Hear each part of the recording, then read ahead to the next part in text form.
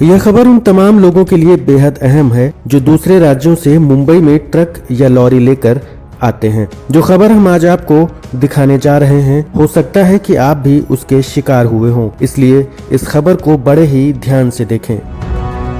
ठाणे शहर का यह मुंब्रा इलाका है। बेहद ही घनी बस्ती और भीड़ भाड़ वाले इस इलाके में ट्रैफिक की समस्या काफी आम मानी जाती है। बड़ी गाड़ियों की वजह से स्थानीय लोगों को दिक्कत न हो, इसलिए सरकार की तरफ से मुंब्रा बाईपास का रास्ता बनाया गया है, जिसके जरिए अब बड़ी गाड़ियां शहर के अंदर और बाहर आती जाती हैं। लेकिन इन गाड़ियों के साथ अब नई किस्म की लूट का सिलसिला शुरू हुआ है। आरोप यह भी लगा है कि इस लूट में बाकायदा ट्रैफिक पुलिस के कर्मचारी भी शामिल होते हैं।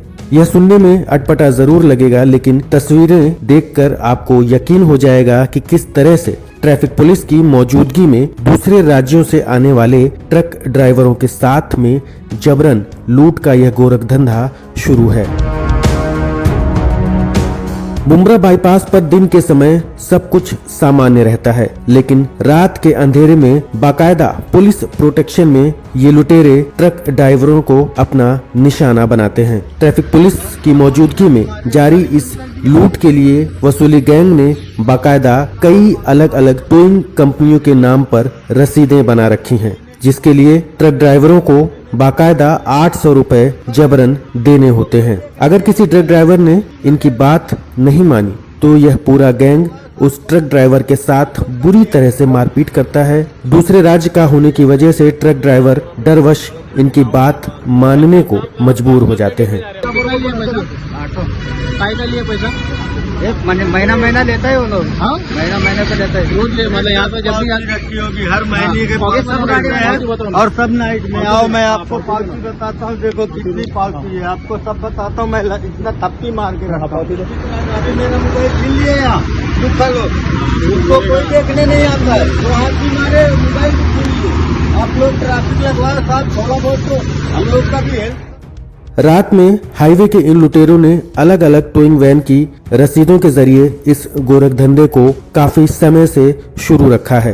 जो भी बड़ी गाड़ी इस बाईपास से गुजरती है उसे यह रसीद लेनी ही पड़ती है। बदले में इन ट्रक ड्राइवरों को यह बताया जाता है कि यह रसीद 1 महीने तक के लिए वैलिड है और इसे लेना जरूरी है।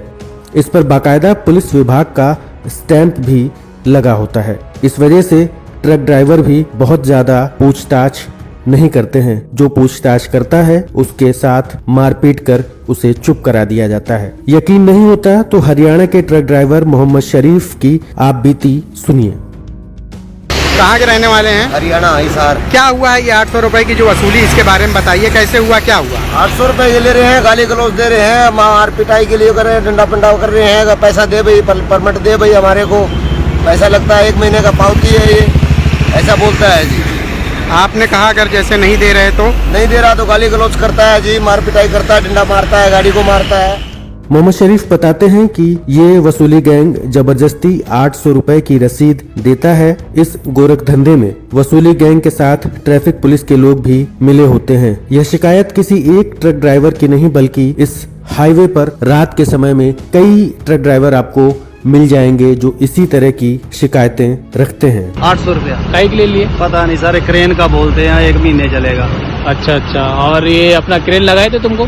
नहीं, क्रेन नहीं, वैसे रोक के ले रहे हैं, सबसे ले रहे हैं। इधर आप वैसे भी जाके देख लो, बाहर की गाड़ी को देखे MH नंबर से नहीं लेंगे, बाहर की कोई भी गाड़ी उसको। इन तस्वीरों को एक बार आप गौर से देखें। जहां कैमरा इनकी जद में पहुंचता है तो ये लुटेरे किस तरह से कैमरा देखकर भागने लगते हैं।